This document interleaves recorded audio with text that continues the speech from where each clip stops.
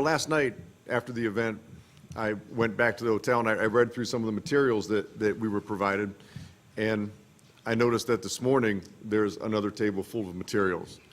There's a lot of good stuff there, a lot of great information, and a couple pieces in particular. One is about the Spark Ohio program and contains a lot of the data that shows you how successful that program has been. Another piece is about a Ready Schools resource guide that has been put together by a partnership between the Ohio Department of Education, the Ohio Association of Elementary School Principals, and the Spark Ohio. So I guess what I'm telling you is that please read these. It's going to free me up to not speak about those items, but to speak to you as a principal and personally. So I'm going to encourage you to please spend some time with those materials. I want to set a frame of reference for you about the school that I represent in Canton, Ohio. We are what I like to say 40-40-20.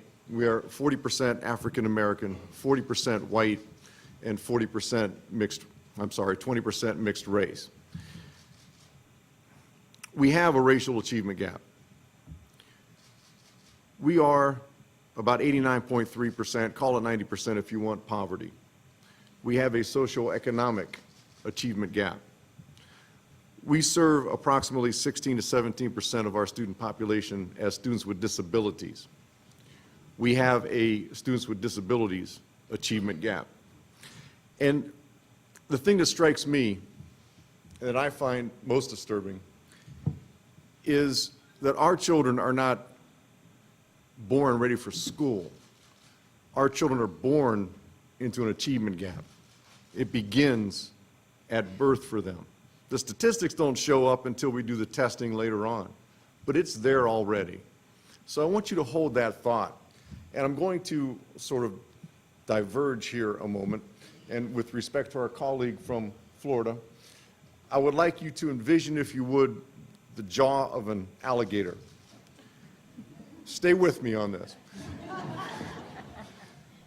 If you think about the open jaw of an alligator, there's, at the inception of that jaw, there's an angle of variation.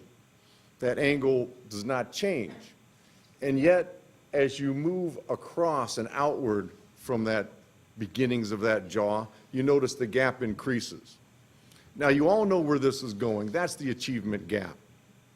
But what I want to tell you is that in education, and it's been my personal experience, that we've spent a lot of time dancing on the nose of the alligator. This is where the high-stakes testing begins. This is where we panic.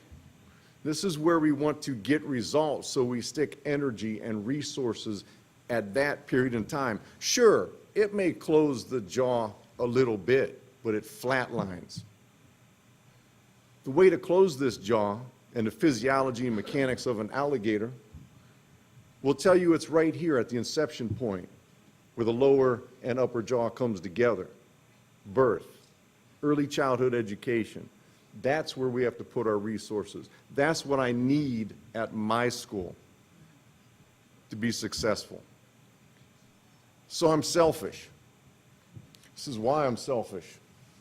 These children that we serve at our elementary school. I wanted Spark Ohio in my school.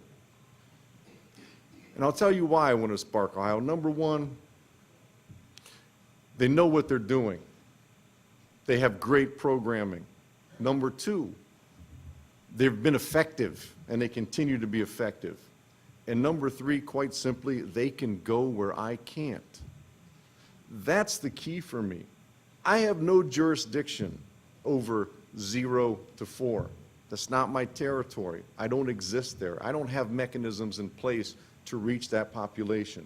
Spark Ohio does, through parent partnerships, putting a third-party individual into a home, into a family as a living resource to that family, to help them rediscover the skills that they've lost about parenting through generations of poverty. to develop early language programs, to bring children and schools and parents together in the schoolhouse long before they formally arrive there as a kindergartner. That's why I wanted Spark, Ohio in my school. I am fortunate that they are there.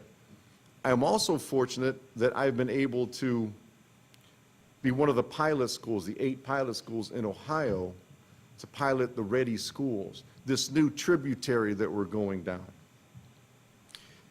To me, when I read the information about Ready Schools, it spoke to me of institutions. Are the institutions ready? Do the institutions know what they're doing? Are the institutions collaborating? Are we creating a professional learning community out there in the service of children? So there's a little story that goes with that. Since that was the case, I thought, well, you know what? I should go visit some early child care providers that service my school. I had never been there before. So I set out. I went to one in particular. I went to the first one, and they didn't know who I was, and they were really close to our school, too. So, you know, that was sort of, I didn't know how to take that. So, but I went to another one. They were undergoing a change in leadership, and it's a long story. I went to another one, and, you know, it's kind of goes like this, knock, knock. I'm the principal from what you may perceive to be an autonomous testing factory down the road. Your children leave you and they come to me. Maybe we should have a conversation. And you know what? We did. And we sat for maybe 15 or 20 minutes, and we talked about education, about children. I left, sat in my car, got behind my steering wheel, and I thought to myself, I'm just a big dummy because I had no idea what she was talking about. None. And it thought to me, well, you know what? I do have some measurable level of intelligence, so there must be more at play here. And in fact, there was. We didn't speak the same language. She was talking about all these different things and all these different sources and all the different things that they tap into in the community and so forth and so on. And I'm just that autonomous testing factory. I don't know those kind of things. So it was very enlightening, and that marvelous lady that I met that day is part of our Ready Schools team. And we've been working together continuously on this Ready Schools project. To us, it's all about institutions. You know, it's raining in America, and I think that if we want to walk through this storm, that we need to do it hand in hand, early child care and elementary schools, K-3, under the umbrella of student success. So let me close with this. I'm tired of dancing on the nose of an alligator. It's dangerous business. I will be bitten continuously. What I want to do is I want to dance at a celebration. I want to dance at a celebration of the success of these students that are born into an achievement gap. I want them to grow and blossom out of that achievement gap. I want the rain to stop.